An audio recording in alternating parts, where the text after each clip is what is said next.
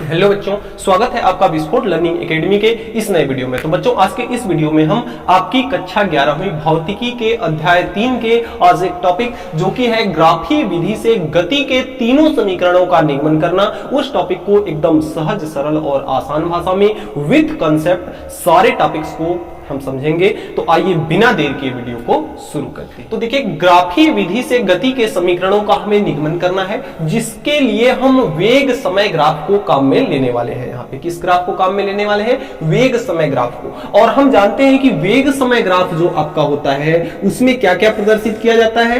एक अक्ष जो आपका x होता है, उस अक्ष पर क्या प्रदर्शित किया जाता है? समय। और जो आपका y अक्ष होता है, उस y अक्ष पे किसको प्रदर्शित किया जाता है? वेग को प्रदर्शित किया जाता है। तो हमने एक स्टेटमेंट यहां पे लिखा है, हमने माना है कि माना किसी समय t बराबर 0 पर, यानी कि t बराबर 0, यानी कि यहां पर जो वस्तु का प्रारंभिक वेग है, वस्तु क्या हो रही है? गतिमान है। जब हमने उसका प्रेक्षण लेना शुरू किया, उसको देखना शुरू किया, तो उसका प्रारंभ में वेग कितना था? u था। मान लेते हैं कि उसका प्रारंभ में वेग कितना था? u था यहां पर। अब t समय पश्चात, जो कि t समय चलने के पश्चात उसका वेग u से क्या हो जाता है? s दूरी चलने के पश्चात v हो जाता है, यानी कि यहां पर ये क्या है? आपका v है। तो इसको अगर हम यहां पे इस प्रकार से डॉटेड लाइन में आगे बढ़ा दें और यहां पे जो t है उसको भी डॉटेड लाइन में अगर हम आगे बढ़ाएं, तो कुछ ग्राफ हमारा इस प्रकार से यहां पे बनेगा, इस तरह से।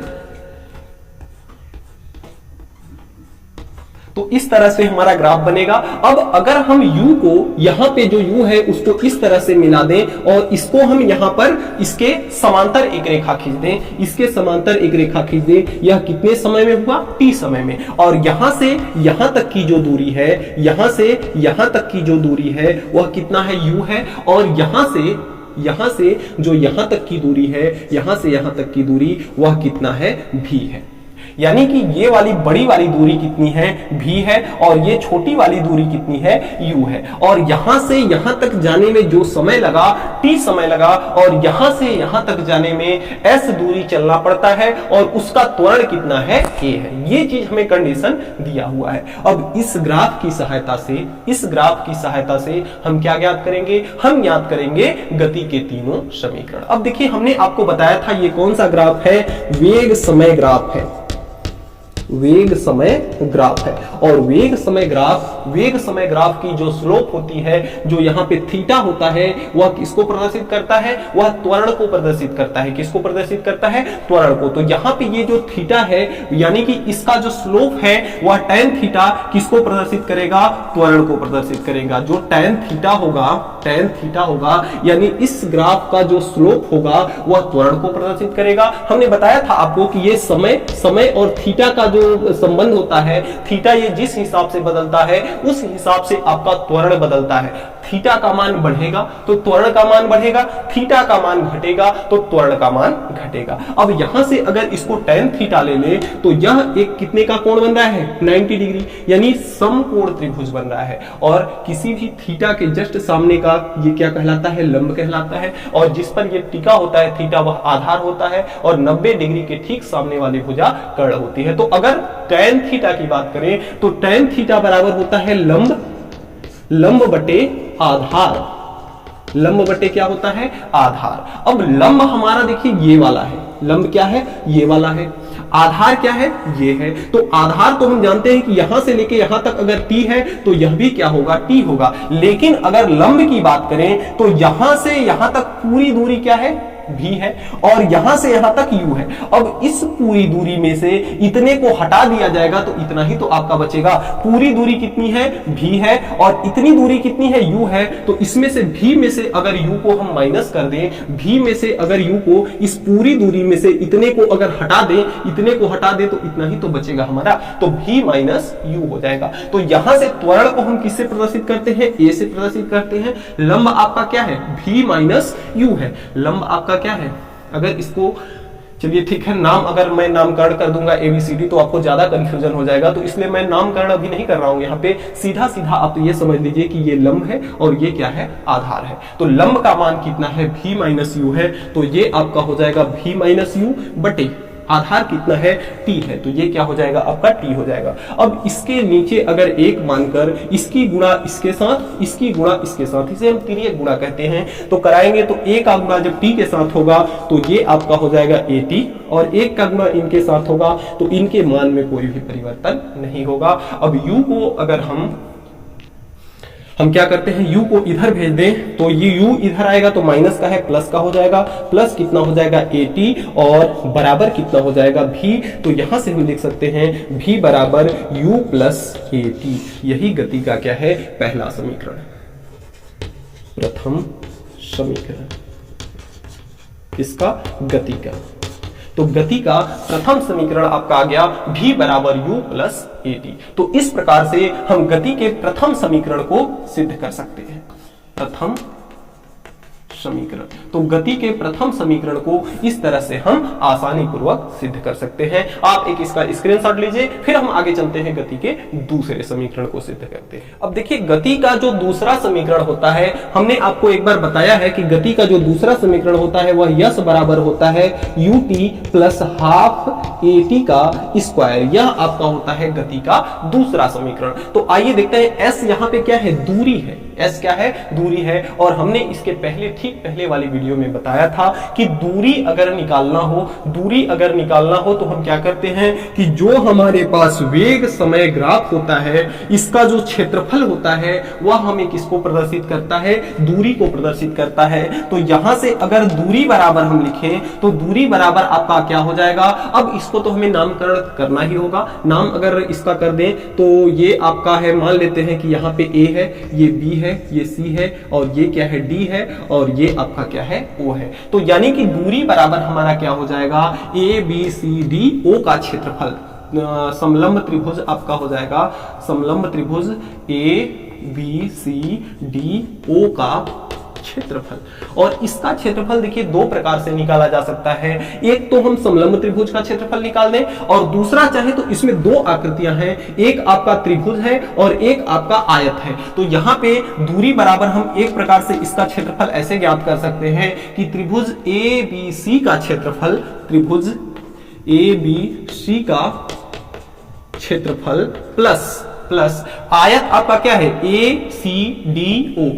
आयत आपका है ACDO का क्षेत्रफल, इसका क्षेत्रफल भाई त्रिभुज का क्षेत्रफल प्लस आयत का क्षेत्रफल। इसका क्षेत्रफल और इसका क्षेत्रफल दोनों को ऐड कर दें, दोनों को जोड़ दें तो इस पूरी आकृति का क्षेत्रफल हो जाएगा। और पूरी आकृति का क्षेत्रफल क्या हमें बताएगा, दूरी। तो दूरी को हम किससे प्रदर्शित करते हैं, s से। और त्रिभुज ABC का क्षेत्रफल, त्रिभुज का क्षेत्रफल आपका होता है 1/2 आधार इंटू क्या होता है, ऊंचाई, और प्लस आयत का क्षेत्रफल होता है लंबाई इंटू चौड़ाई।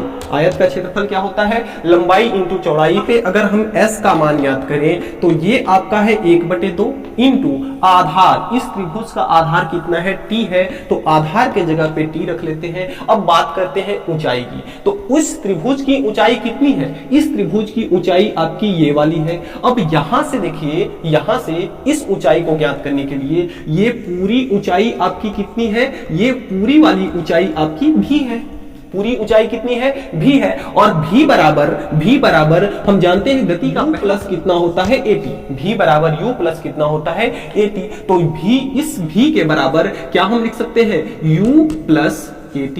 अब देखिए इतने यहां से यहां तक की दूरी तो आपकी u है, लेकिन इस पूरी दूरी की बात करें तो यहां से यहां तक की दूरी u प्लस at है। भाई ये पूरी दूरी आपकी v है, और v बराबर हम गति का पहला समीकरण जानते हैं u प्लस at, यानी u प्लस at। तो ये वाली दूरी जो किसके बराबर होगी, at के बराबर होगी। फिर से एक बार देखिए, ये आपकी पूरी दूरी v है, और v बराबर हम जानते हैं u प्लस at होता है, लेकिन इतना लंबाई तो u है तो ये लंबाई at होगी, क्योंकि v बराबर u प्लस at होता है। तो ऊंचाई इसकी क्या है, आपकी at है, प्लस लंबाई इसकी क्या है, t है, तो लंबाई t हो जाएगी, और इनटू चौड़ाई कितनी है, u है, तो चौड़ाई कितनी हो जाएगी, u हो जाएगी। तो यहां से अगर s का मान निकालें तो ये आपका हो जाएगा हाफ, a में t का गुणा होगा तो ये आपका हो जाएगा at स्क्वायर, और प्लस u में t का गुणा होगा तो ये आपका होगा ut। इसको अगर थोड़ा सा रीअरेंज कर दें तो s बराबर कितना आ जाएगा,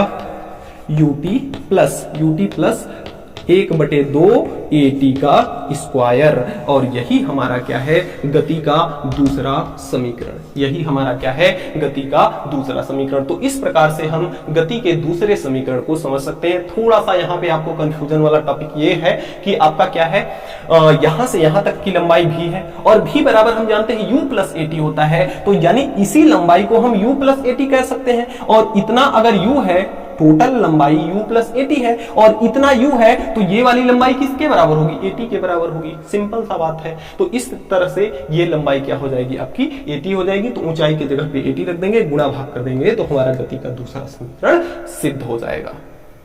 अब देखिए जो हमारा गति का तीसरा समीकरण है, यहां से हम गति का तीसरा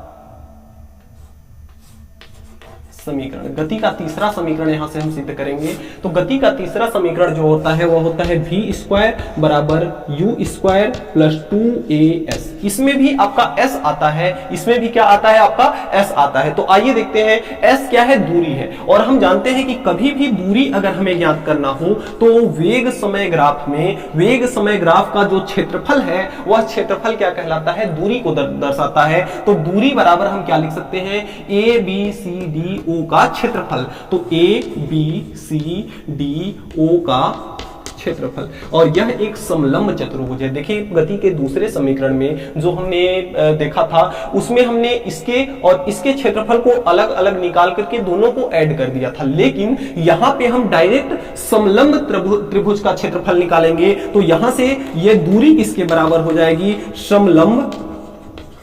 समलंब चतुर्भुज के क्षेत्रफल के बराबर हो जाएगी, समलंब चतुर्भुज के क्षेत्रफल। अब देखिए ये समलंब चतुर्भुज कैसे है, देखिए जैसे जिस त्रिभुज की दो भुजाएं आपस में क्या हो, समांतर हो, यह भुजा और यह भुजा आपस में क्या है, समांतर है। और जिस त्रिभुज की दो भुजाएं समांतर होती हैं वह कहलाता है समलंब चतुर्भुज। तो ये हम यहाँ पे हम निकालेंगे दूरी कैसे, समलंब चतुर्भुज। देखिए हमें कैसे भी करके इस पूरी आकृति का क्षेत्रफल निकालना है। तो चाहे तो हम इसको और इसको जोड़ के निकाल लें और चाहे तो इस पूरे का सूत्र लगा करके हम पूरे का क्षेत्रफल निकाल लें। तो समलंब चतुर्भुज का जो क्षेत्रफल होता है वह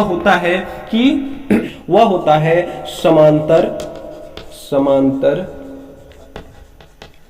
भुजाओं का योग, समांतर भुजाओं का योग। और इनटू में होता है समांतर भुजाओं के मध्य की लंबवत दूरी, समांतर भुजाओं के मध्य की लंबवत दूरी। और बटे में कितना होता है, 2 होता है। बटे में कितना होता है, 2 होता है। देखिए समलंब चतुर्भुज का जो क्षेत्रफल होता है, समलंब चतुर्भुज के का जो क्षेत्रफल होता है वह होता है समांतर भुजाओं का योग। यानी कि यहां देखिए इसकी समांतर भुजा, ये दोनों समांतर भुजाएं हैं, तो इन भुजाओं का योग इनटू इन भुजाओं की जो लंबवत दूरी है उतना, और बटे में कितना होता है, 2। तो दूरी को हम ऐसे प्रदर्शित करते हैं, समांतर भुजाओं का योग। देखिए ये भुजा कितनी है, u है, तो ये भुजा आपकी हो जाएगी u।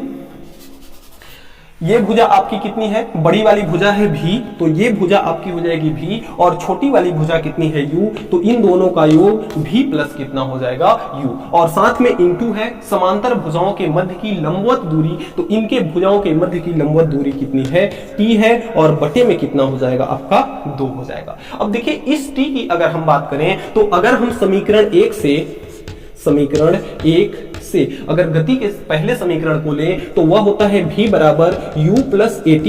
अगर u को इधर लाएं तो ये आपका हो जाएगा v माइनस u बराबर कितना हो जाएगा, AT। हमें तो t का मान चाहिए, a का मान नहीं चाहिए। तो a को अगर इधर भेजेंगे तो गुणा में है, इधर आके किस में हो जाएगा, भाग में हो जाएगा। इधर आके किस में हो जाएगा, भाग में हो जाएगा। तो t बराबर कितना आया, v माइनस u बटे a। अब t के इस मान को हम यहाँ पे रख लेते हैं, तो ये आपका s बराबर आएगा v प्लस का कितना है, u है। और साथ में t का मान कितना है, v माइनस u। और बटे में कितना है, इसका मान a है। और 1 बटे में कितना है, 2a है।